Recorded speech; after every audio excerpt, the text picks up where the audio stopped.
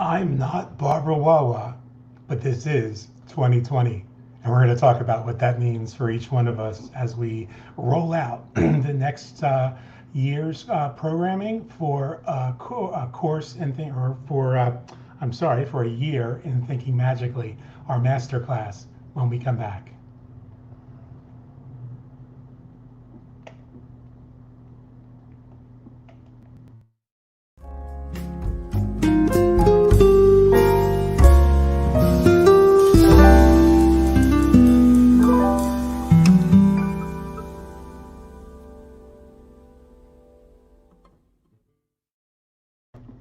And there's nothing like starting the year off with a little bit of technical glitches.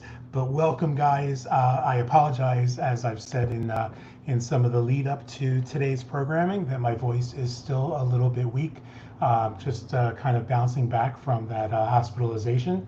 But I'm feeling better every single day, and so it's great to be here. Deborah, it's nice to see you. Ellen, wonderful to see you as well. And as I said in the intro, this is our kickoff for 2020 for a year of Thinking Magically, a masterclass that's really going to serve as the foundation for all of our programming in 2020. You know, in years previous, we have we've had our programming for those who are involved in queer pagan spirituality, the Brew. We've had our Sunday night Stregoneria classes. We've had the Year of Thinking Magically classes. We've had our health and wellness program, Beyond Medicine, and each one of those have operated with sort of overlapping audiences, but completely separate focuses. And this year, I made the decision while I was in the hospital that the smartest way to really bring everything together is to build on a foundation, and that foundation is a year of Thinking Magically. And so we're going to talk about that and what that means and how we're going to progress with that today. We're also going to share with you how you can get your hands, if you're watching for the first time, on a very special tool that I found very useful for the past couple of years, and I think you will as well. And we're going to provide that to you for free. All you've got to do is send us an email. And so let's jump off from that point. So those of you that are involved, have been involved in the Year of Thinking Magically class, saw that I shared with you a document, a little booklet that I've used for the last couple of years that I've had the privilege of really incorporating into my planning for my life and for the year ahead for a couple of years now. It is called The Year Ahead. It is a 20-page booklet that is available and that has been used successfully by over 900,000 men and women across the world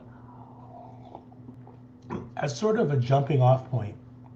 You know, you've heard me say in previous classes that one of the most important things that my mentor, the late Mr. Jim Rohn, taught me was that at the end of the week, you spend a couple hours. At the end of the month, you spend a day, and at the end of the year, you spend a couple days really looking at what you've done, what you've accomplished, what maybe you've failed to accomplish, and what you can do to get one step closer to those dreams, those goals, those aspirations. And so this is one of the most incredible tools I have ever seen for doing that. And it's as I said, it's only a 20-page booklet. And I spent time. I'll go ahead and put it back up on the screen. I spent time with this booklet this past week, taking my time to answer the questions, to reflect on some of the accomplishments, some of the achievements, some of the areas where I might have fallen short, and some of the goals, to get really crystal clear on the goals that I have for 2020. Now, having said that, I want to be really clear. This isn't one of those New Year's resolution booklets. This isn't one of those goal setting workshops or any of that other sort of fluff that seems to spring up at this time of year every year. And by February 1st, we've forgotten about it. This is really one of the most useful tools that I've seen in helping people to really begin to craft a formula for creating success in the coming year. Not just in a sort of broad or general sense, but really kind of drilling it down to the things that really matter most for us. And so at the end of the program today, I'm going to tell you how you can get yourself a copy of that for free. I highly recommend it. I recommend that you share it with others as well, because, as I said, excuse me, for the past couple years, it's been a really useful tool for me. And it's going to dovetail into what we're going to do in this year's programming, in a year of Thinking Magically. And so I want to talk with you a little bit about that right now. So the idea that we've had for, in years past, for a year of Thinking Magically, was to pick a topic every single day and to focus on making a mind shift around that one particular topic. And one of the things that we've always done in the past, because I've usually done this class with live audiences, whether it's in corporate America or community groups, where I could actually work with the folks on a daily basis and get them engaged at a set time each day, where they were coming into an auditorium or into a church or into a civic center, into their office boardroom, and there was a specific time and a structure. We made the decision last year that we were going to open this up to everybody and make this available freely, where it was a couple $1,000s for folks to participate in the program in years past. Now I wanted to give back. And so one of the challenges when you open this up to people across the world, actually, because we've got participants that are participating in England and in Australia. We've got folks that are participating in India and throughout the United States and Canada. And one of the great challenges we've had was scheduling. So I could pick a time that works for me on a daily basis, and I could commit to that time. But then my own life gets in the way. Doctor's appointments and appointments with clients and emergencies that come up might get in the way. But for those of you that are participating, that was happening as well. And so we would have some folks who would participate really diligently for 2 or 3 or 4 weeks. We'd have other folks who participated diligently every single day for those first, call it 90 days of the program. And then we've had other folks who seem to constantly be playing catch up because their schedule just doesn't allow them to be with us on a live basis.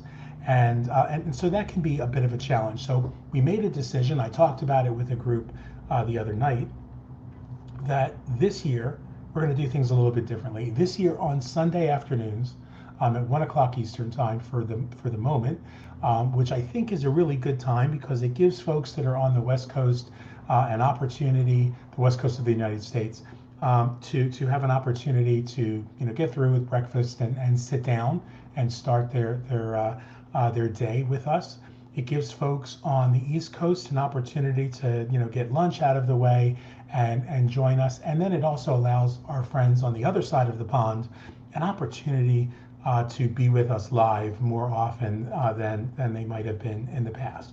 And so 1 o'clock Eastern time every Sunday, we're going to share a particular focus. We're going to talk about what the coming week is going to be focused on. Now that's important for a couple reasons. One, it lets you know what the programming is going to be about.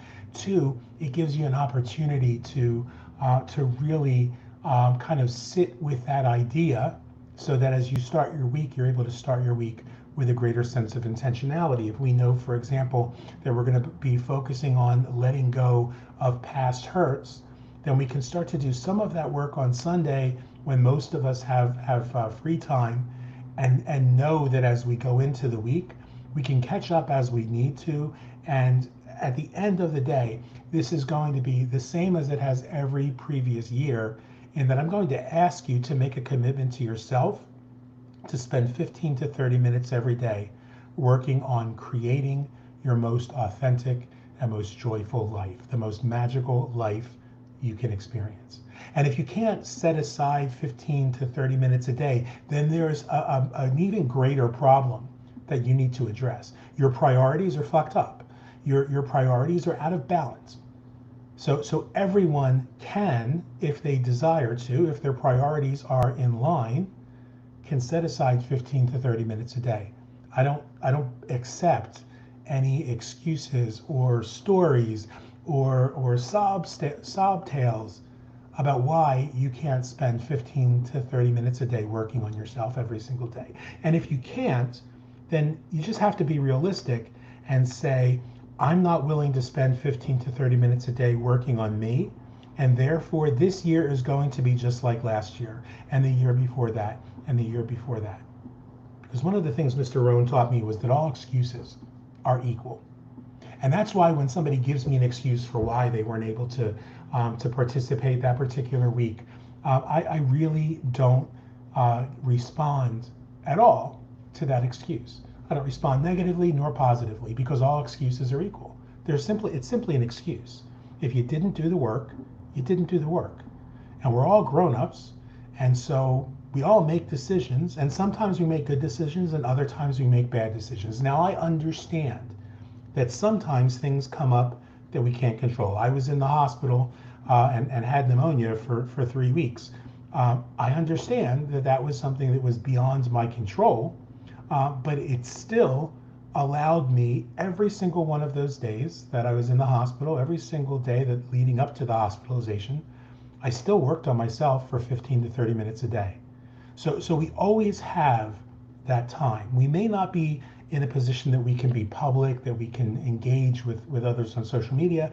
We may not have the energy to do that. We may not even have the desire to do that, and that's all perfectly valid. But we do have the time. Every one of us has the same 24 hours a day, and as adults, we have the ability to make decisions about how we use that time. So we want to start from there.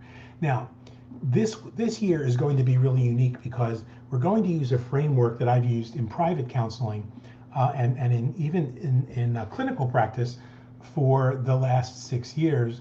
That's been really transformative for a lot of people. And I've been trying to figure out a way to kind of create a unified platform for us to be able to share this message. Many of you know that in the past year, I've gotten involved in a mental wellness movement that really strikes at the core of who I am, of my passion for helping people to live richer, fuller, more authentic lives, more joyful lives.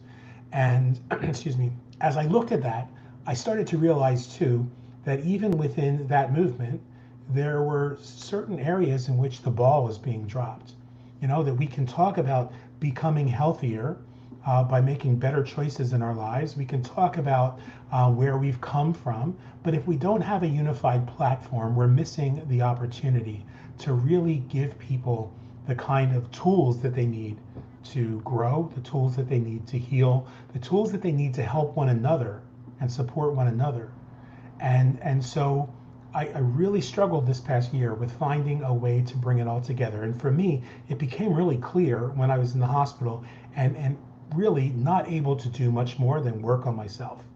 And so as I was working on myself, I started to realize that on a weekly basis, I go through what we call the 6 dimensions of wellness as part of my evaluation, part of my exploration of what I've done in the previous day and what I'm going to do in the coming day.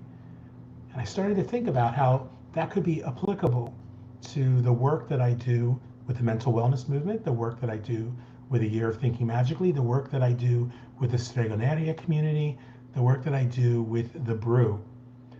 And so I formulated a sort of a foundational approach based on some groundbreaking work that was done, I believe, in the 70s. I'm going to go ahead and do a screen share if I can right now.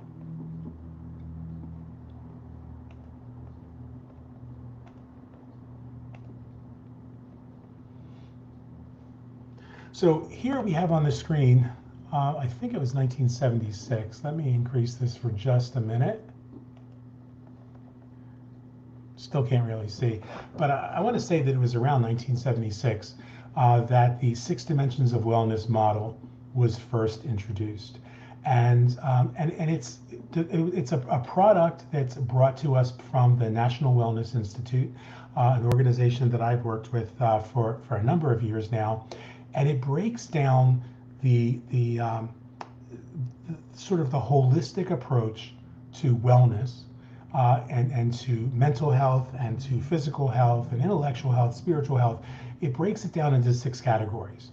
And so this is going to be the foundation that we use going forward for our for our entire approach to a year of thinking magically. It's going to be the foundation that we use for approaching the exploration of magic and the exploration of living fuller, richer, more authentic lives. And so it begins with occupational, and that's where we look at our career, the career that we're passionate about, and see whether our current career is in alignment with that. We look at personal growth and development, building new skills, looking for an opportunity to grow, or an opportunity to grow into an occupation that will be more satisfying for us. The second dimension then is physical health. And physical health is where we not only look at what we're consuming in terms of our physical diet, eating lean proteins and fruits and vegetables, whole grains and healthy fats, but it's also where we look at our decision, our commitment to move, our commitment to take those steps that are necessary to get that energy within our body moving so that physical health begins to manifest, to find that soft spot where we can release previous traumas that are manifesting in our bodies as pain. It's also a matter of making a decision that we're going to abstain from the things that cause us that suffering, that cause us that pain, whether that's limiting our consumption of alcohol or refraining from the use of tobacco or prescription or non-prescription drugs. It's about looking at the entire physical body and the process that we contribute to that physical wellness. And then there's social wellness, the third of the 6 dimensions. And that is where we begin to contribute more authentically, more fully in our community, whether that's volunteerism or philanthropy, whether that's supporting others that we work with and associate with on a daily basis. It means that we start to focus on building sustainable and meaningful relationships with those that we touch, to recognize that we have the ability to be a transformative power in our circle of friends, in our families, in our communities, and in our world. The next dimension of wellness, the 4th dimension, is intellectual. And that's where you look at how you think, at the thoughts that are contributing to your experiences. So we challenge ourselves in the intellectual dimension of wellness to look for opportunities to educate ourselves, to stretch, to think outside the box, to diversify the way that we see the world all around us. And we look for those trigger points, those areas that cause us to sort of retract, to sort of contract in our thought processes, where we might identify potential problems, work to dissolve those fears, those anxieties, those things that are standing in the way of our intellectual wellness.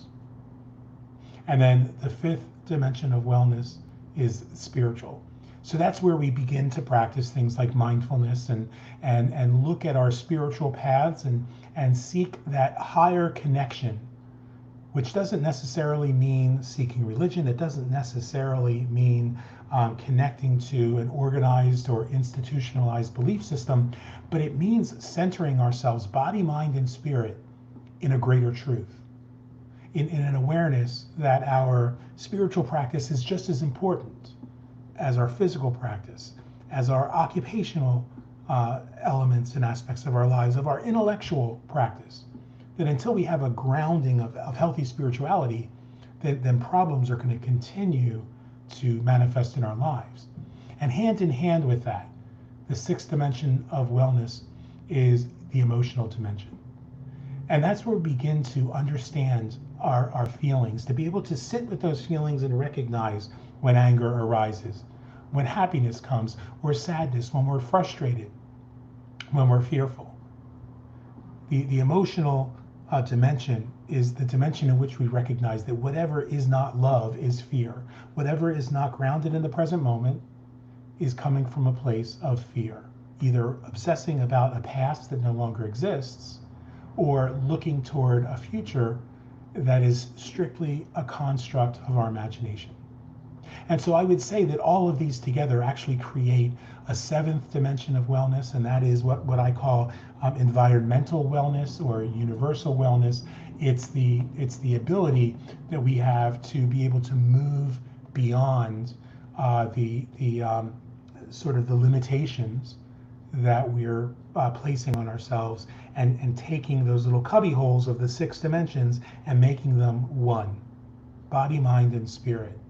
Not separate, not necessarily unique, but overlapping, interwoven, if you will, because that's what really begins to help us to create that brilliant tapestry that will become our lives. And so every day we're going to look at another one of these dimensions of wellness, and our programming throughout the day is going to be focused on that.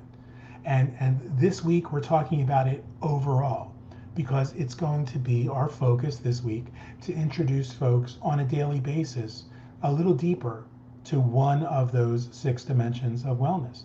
We're going to begin to see how those different dimensions are, as I said, are interwoven with one another and connect with one another, and maybe start to recognize opportunities for us to focus on the areas where we might need the most help, so that 2020 becomes the year of fruition. It becomes the year of truly manifesting all of those things that we've worked on in 2019. And so I'm really excited about that. I hope that you guys are too. If you're excited about that, go ahead and put excited in the comments below. And so on a daily basis, I'll be producing content. That content will be shared on my Facebook feed. It'll be shared on my YouTube channel, and it'll be copied then into our private group. And by all means, those of you who would like to become part of our private community, you are more than welcome to do that. There are going to be two ways that you can get involved in the private group. We have a Facebook group, which is A Year of Thinking Magically. You can look up, do a search for A Year of Thinking Magically, and connect with us there.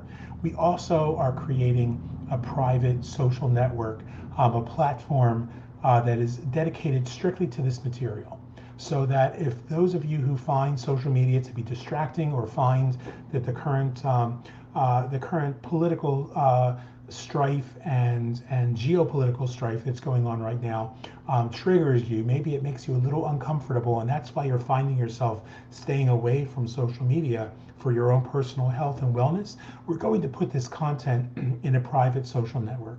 And I will share the link down below in the comments, so that those of you who would like to become part of that can do that. And throughout the entire week, I will give you guys links to be able to connect to that private network.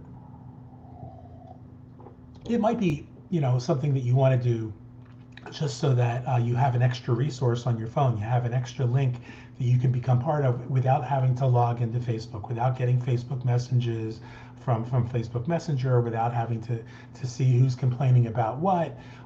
So I'm really excited about that, and we should have that in place. The fundamentals of it, I should say, should be in place early this week. I'm really excited about that. I thought we were looking at the beginning of February, and when I talked with the programmers, they laughed and said, you were in the hospital, we weren't. So we had almost an entire month to get this, to get your vision fleshed out.